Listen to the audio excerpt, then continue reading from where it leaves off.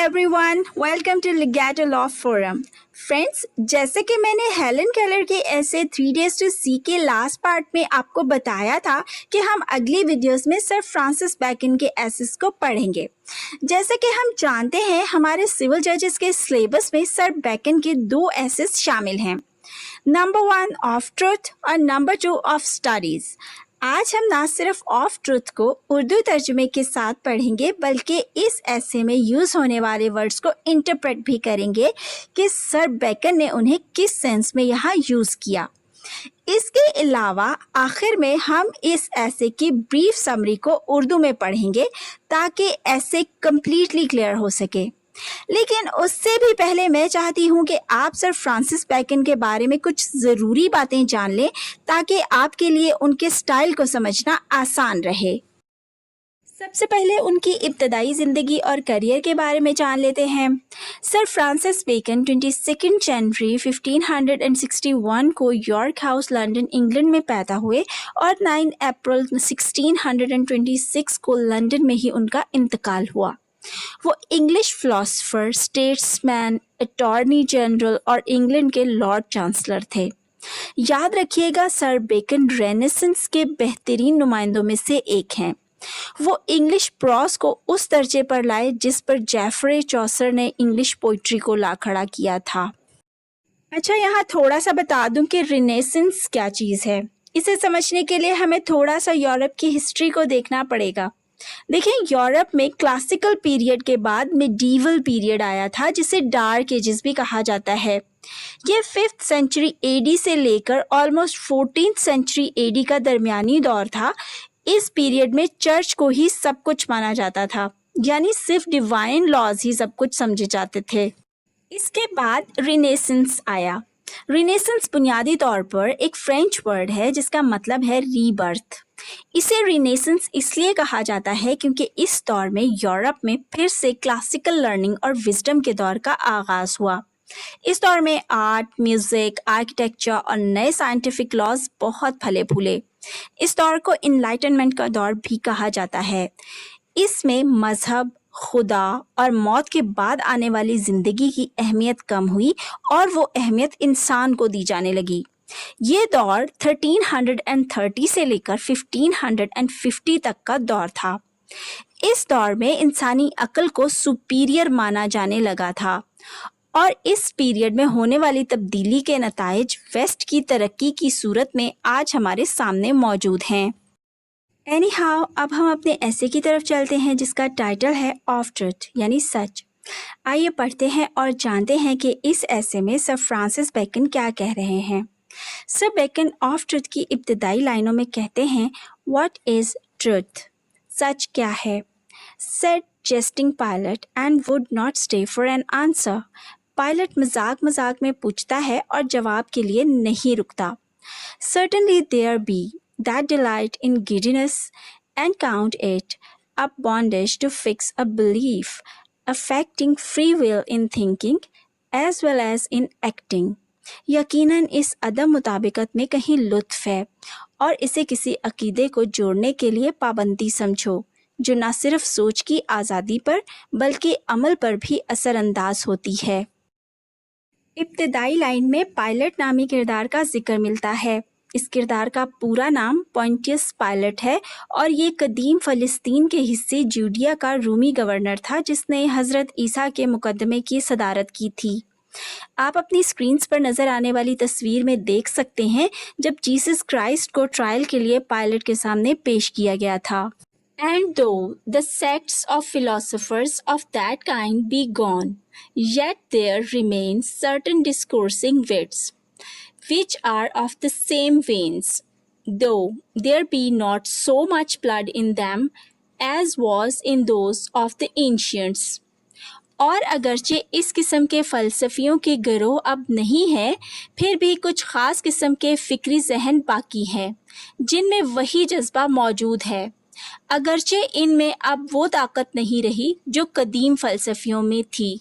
Philosophers का ऐसा गिरोह जो अब नहीं रहा, لیکن سوال یہ ہے کہ وہ کون سا گروہ تھا جو اب نہیں رہا. تو ذہن میں رکھیں یہاں سر بیکن اسکیپٹکس کی بات کر رہے ہیں جو ماضی میں ایک اسکول آف گریک فلاسفرز تھا. یہ ایسے لوگ تھے جو ہر اس چیز پر سوال اٹھاتے تھے جسے سچ مانا جاتا تھا، جیسے عقائد وغیرہ. ان کا ماننا تھا کہ ہر چیز کے بارے میں سوچنے کے لیے سوچ آزاد ہونی چاہیے. سر بیکن یہاں کہہ رہے ہیں کہ اگرچہ وہ لوگ اب باقی نہیں ہیں لیکن ان کی طرح رائے تبدیل کرنے والے ابھی بھی موجود ہیں.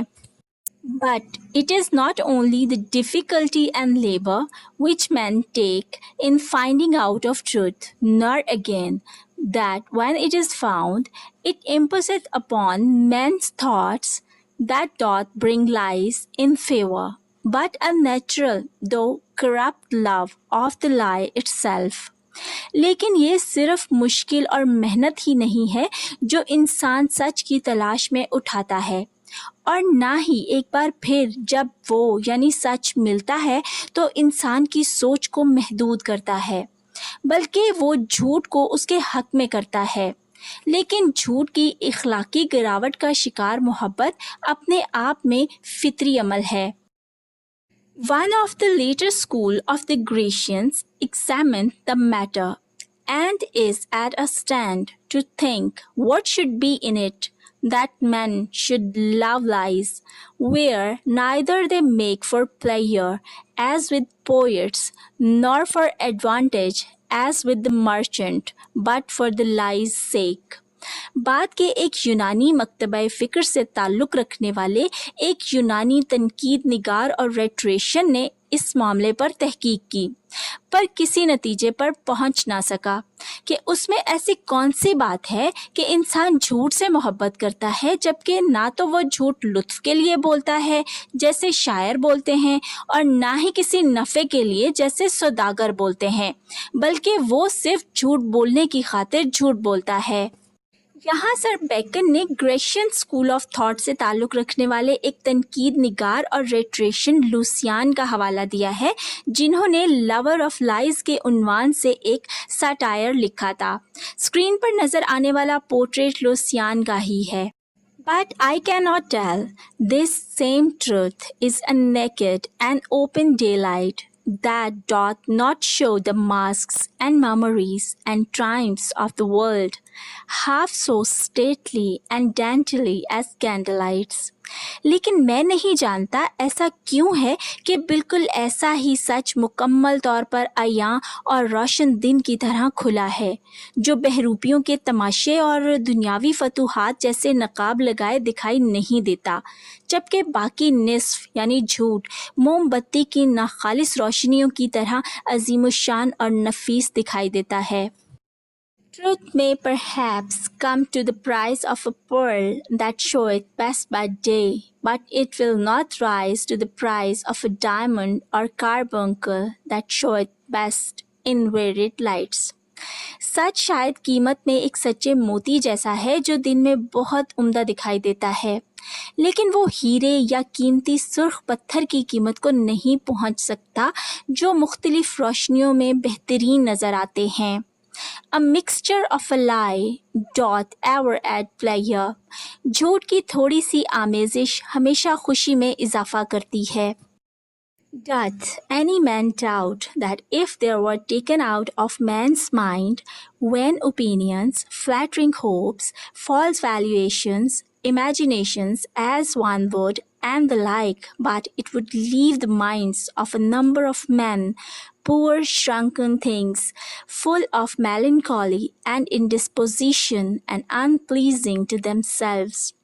کیا کسی کو شبہ ہے کہ اگر انسان کے ذہن سے بے سود نظریات، خوش آمدانہ امیدیں، جھوٹی اقدار، فرضی تخیلات جن پر انسان یقین رکھتا ہے کہ ہماری سوچ یا امید صحیح ہے، اور اسی طرح کی دوسری سوچیں اگر انسان کے ذہن سے نکال لی جائیں تو بہت سے لوگوں کے ذہن خالی اور سکڑے ہوئے رہ جائیں گے، خالی پن اور بیماری سے بھرے ہوئے جو ان کے اپنے لیے بھی ناخوشگوار ہوں گے. One of the fathers in great severity called poesy vinum temanum because it fileth the imagination, and yet it is but with the shadow of a lie. पादरियों में से एक ने बड़ी सख्ती से शायरी को शैतान की शराब कहा क्योंकि ये इंसान के जहन को गैर हकीकी ख्यालात से भर देती है। ताहम फिर भी ये आर्जी झूठ होता है। But it is not the lie that passed through the mind, but the lie that sinketh in and settleth in it, that doth the heart, such as we spake of before. लेकिन वो झूठ बुरा नहीं जो सोच में आए और गुजर जाए, मगर वो झूठ बुरा होता है जो दिल में दब कर बैठ जाए, जिसके बारे में हम पहले बात कर चुके हैं। यहाँ पर जो बात हुई है वन ऑफ द फादर्स, इससे मुराद है अर्ली चर्च अथॉरिटीज में से कोई एक पादरी। But howsoever these things are thus in man's depraved judgments and affections, yet truth which only doth judge itself, teach that inquiry of truth, which is the love-making or wooing of it, the knowledge of truth, which is the presence of it, and the belief of truth, which is the enjoying of it, is the sovereign good of human nature. लेकिन अगरचे इंसान के बदउन्मान फैसलों और नज़रियात में ये चीज़ें जैसी भी हों, फिर भी सच खुद अपना मुवाजना करता है। सच ये सिखाता है कि इसकी छानबीन मोहब्बत करने और मोहब्बत की कस्में खाने जैसा है। जो सच है उसे मानना और उससे इत्तफाक करना, जो उसके वजूद को जाहिर करता है, और सच्चाई का मज़ा लेना और उसे कबूल करना ही इंसानी फितरत की सबसे ऊंचे दर्जे की अच्छाई है। The first creature of God in the works of the days was light of the sense, the last was light of reason, and his Sabbath work ever since is the illumination of his spirit. तख्लीकी कायनात में खुदा की बनाई सबसे पहली चीज़ हिस्सियाती रोशनी और आखिरी इस्तदलाल की रोशनी थी, और उस यानी खुदा का यौम सब्त का काम तब से लेकर आज तक इंसानी जहन को अपनी रूह से हिदायत देना है। First he breathed light upon the face of the matter or chaos, then he breathed light into the face of man, and still he breathed and inspired light into the face of his chosen. सबसे पहले उसने मादे या मादे के ह्योले के रुख पर रोशनी फूंकी, फिर उसने इंसान के चेहरे पर रोशनी फूंकी, और ताहाल वो अपने मुंतखब लोगों के चेहरों पर फूंक रहा है और उन्हें मुतासिर कर रहा है। The poet that beautified the sect that was otherwise inferior to the rest said yet excellently well. एक शायर ने अपने मकतबा फ़िक्र की शान बढ़ाई जो अगरचे बाकी मकतबा फ़िक्र से दर्जे में कम था, ताहम उन्होंने यानी सर बेकन ने बड़े उम्दा अंदाज में कहा। आगे बढ़ने से पहले हम ये देख लेते हैं कि यहाँ जिस पोइट का हवाला दिया गया वो कौन है और उनका मकतबा फ़िक्र क्या था। आपको स्क्रीन पर जो तस्वीर नज़र आ रही है दरअसल ये इसी शायर की है जिसका हवाला सर बेकन ने यहाँ दिया है। इसका नाम है टाइटस लिक्रीशियस कार्स और इनका ताल्लुक है ग्रीक फिलोसोफर्स के गिरोह एपिक्यूरियन से, जिनका मानना था कि खुशी ही सबसे हाईएस्ट मोरल प्रिंसिपल है। लेकिन सर बेकन उनके नुक्ता नज़र को बाकी गिरोहों के मुकाबले में कम दर्जा समझते थे। It is a pleasure to stand upon the shore and to see ships tossed upon the sea. Sir Bacon कहते हैं साहिल किनारे खड़े होना और बहरी जहाज़ों को समंदर की लहरों पर डोलता देखना एक खुशी है। आगे कहते हैं a pleasure to stand in the window of a castle and to see a battle and the adventures thereof below. एक खुशी कले की खिड़की में खड़े होना और जंग का नज़ारा करना और नीचे सरंजाम दिए जाने वाले मौरके देखना भी है। But no pleasure is comparable to the standing upon the vantage ground of truth, a hill not to be commanded and where the air is always clear and serene. लेकिन सच के फ़वाइद के मकाम पर खड़े होने की खुशी का कोई मुकाबला नहीं है। एक ऐसा पहाड़ जो नाकाबिले तस्खीर है और जहाँ की हवा हमेशा साफ और पुरसुकून होती है। and to see the errors and wanderings and mists and tempests in the vale below. So always that this prospect be with pity and not with swelling or pride. और नीचे वादी में खामियां और जहाँ पे माई और धुंधलाहट और अफरा तफरी को देखो, जिससे गुरूर और फ़ख्र के साथ नहीं बल्कि हमेशा रहम दिली के साथ नजर आना चाहिए. Certainly, it is heaven upon earth to have a man's mind move in charity, rest in providence, and turn upon the poles of truth.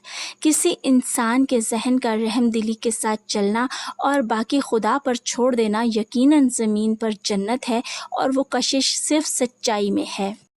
To pass from theological and philosophical truth to the truth of civil business, it will be acknowledged even by those that practice it not, that clear and round dealing is the honor of man's nature, and that mixture of falsehoods is like alloy in coin of gold and silver, which may make the metal work better, but it embosseth it.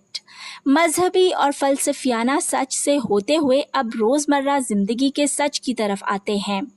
यहाँ तक कि जो लोग इस पर अमल नहीं करते उनकी तरफ से भी इसे तस्लीम किया जाएगा, क्योंकि मुनसिफाना, ईमानदाराना और सीधा रास्ता अपनाना इंसान की फितरत है, और इसमें झूठ की मिलावट बिल्कुल सोने चांदी के सिक्कों में खोट जैसी है, जो धात के काम को बेहतर तो कर सकती है लेकिन इसका मेयार गिरा देती है.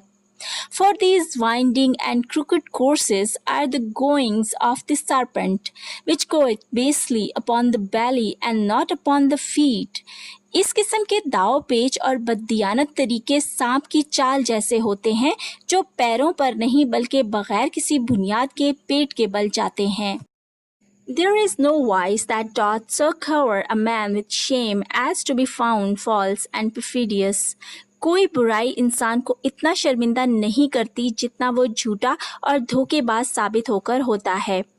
And therefore, Montaigne said prettily when he inquired the reason why the word of the lie should be such a disgrace and such an odious charge. और इसीलिए मॉन्टेनिया ने इसकी वजह मालूम करते हुए बड़े उम्दा अंदाज में कहा, झूठ का इल्ज़ाम इतना काबिल ज़िल्लत और काबिल नफ़रत क्यों होता है. Saith he, if it would be well weighed to say that a man leeth is as much to say as that he is brave towards God and coward towards men. इसने कहा, अगर इस पर गौर किया जाए कि एक इंसान झूठ बोलता है तो ये ऐसा ही है जैसे ये कहा जाए कि वो खुदा का सामना करने की जुर्रत तो रखता है लेकिन लोगों से डरता है. यहाँ आपको जो तस्वीर नज़र आ रही है वो इसी मिशेल डे मोंटेन्ये की है जिसका ऊपर की लाइनों में जिक्र हुआ है. मोंटेन्ये दरअसल फ्रेंच रिनेसेंस के बड़े नामी गरामी फ़लसफ़ी थे. उन्होंने ही ऐसे इजाद किया था. For a lie faces God and shrinks from man. झूठ के लिए वो खुदा का सामना कर लेता है लेकिन इंसान से डरता है. Surely the wickedness of falsehood and breach of faith cannot possibly be so highly expressed as in that it shall be the last peal to call the judgments of God upon the generations of men. It being foretold that when Christ cometh, he shall not find faith upon the earth. यकीनन झूठ की बुराई और वादा खिलाफी इससे बेहतर अंदाज में बयान करना मुमकिन नहीं. जैसा कि ये कहा जाए कि क़यामत के दिन का ऐलान करने के लिए बगल बजाया गया है, जिसकी पेशन गोई बाइबल मुकद्दस में हो चुकी है कि जब हज़रत ईसा ज़मीन पर आएंगे तो उन्हें ज़मीन पर सच्चाई नहीं मिलेगी. फ्रेंड्स, ऑफ ट्रुथ की ट्रांसलेशन यहाँ पर मुकम्मल हुई. अब हम इसकी ब्रीफ समरी को उर्दू में पढ़ लेते हैं ताकि जो कुछ हमने अभी तक पढ़ा वो रिवाइज हो जाए और सभी पॉइंट्स एक सीक्वेंस में सामने आ जाएं. चलें शुरू करते हैं. ऑफ ट्रुथ यानी कि सच्चाई. फ्रेंड्स, सर बेकन इस मजमून में सच्चाई के दो पहलुओं को ज़ेर बहस लाए हैं. पहला पहलू मारूजी सच्चाई और दूसरा मौजूई सच्चाई, जो दर हकीकत असल सच्चाई है और मुआशरती ज़िंदगी में इस्तेमाल होती है. बेकन कहते हैं कि कुछ लोग बार बार अपनी राय तब्दील करके खुशी हासिल करते हैं क्योंकि वो सोच और अमल में लामहदूद आज़ादी के ख्वाहिशमंद होते हैं. इसे समझाने के लिए वो कदीम ज़माने के फ़लसफ़ियों के गिरोह स्केप्टिक्स का हवाला देते हैं, जो ज़िंदगी में सच समझे जाने वाले मामलात और मजहबी अकायद पर शक किया करते थे। सर बेकन कहते हैं, अगरचे वो लोग अब वफात पा चुके हैं, लेकिन अभी भी उनकी पैरवी करने वाले कुछ लोग मौजूद हैं। वो कहते हैं कि लोग सच से दूर सिर्फ इसलिए नहीं भागते कि उसकी तलाश मुश्किल होती है, बल्कि झूठ इसलिए बोलते हैं क्योंकि इसमें उन्हें कशिश महसूस होती है। लेकिन ये कशिश हर किसी के लिए एक जैसी नहीं होती। मिसाल के तौर पर शायर अपने परिस्तारों को खुश करने के लिए झूठ लिखते हैं और ताजिर मुनाफा कमाने के लिए झूठ बोलते हैं। सर बेकन कहते हैं कि इंसान सच से इसलिए दूर भागता है क्योंकि सच रोशनी की तरह वाज़ेह होता है, जो इंसान की खामियों को सामने ले आता है, लेकिन झूठ की मध्यम रोशनी में वो खामियां दिलकश लगती हैं जिन्हें वो पसंद करता है। अगर इंसानी जहन से फ़ख्र और गुरूर ख़त्म कर दिया जाए तो वो एक हवा निकले गुब्बारे की तरह हो जाएगा और इंसान उदास हो जाएंगे। वो कहते हैं कि पादरी शायरी की इसी वजह से मुखालिफत करते हैं क्योंकि वो तखयलाती काम होने की वजह से पढ़ने वाले के जहन को वहमों से भर देती है। वो शायरी को शैतान की शराब का नाम देते हैं, लेकिन वो कहते हैं कि शायराना झूठ इसलिए इतने नुकसानदेह नहीं होते क्योंकि वो कोई मुस्तकिल असरात नहीं छोड़ते, लेकिन जो झूठ इंसान के दिल में बैठ जाते हैं वो नुकसानदेह होते हैं।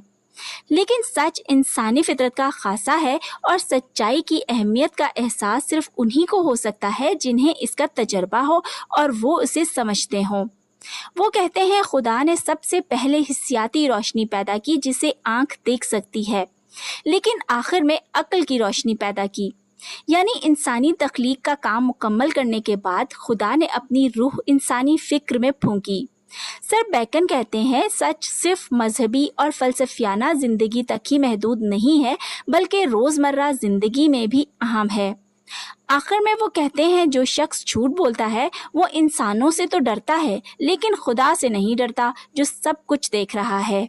स्टूडेंट्स, उम्मीद करती हूँ आपको ऑफ ट्रुथ समझ में आ गया होगा और अब आप इस एसे से रिलेटेड किसी भी सवाल का जवाब आसानी से दे सकेंगे। अगर कोई पॉइंट समझ में ना आया हो तो आप कमेंट्स में पूछ सकते हैं।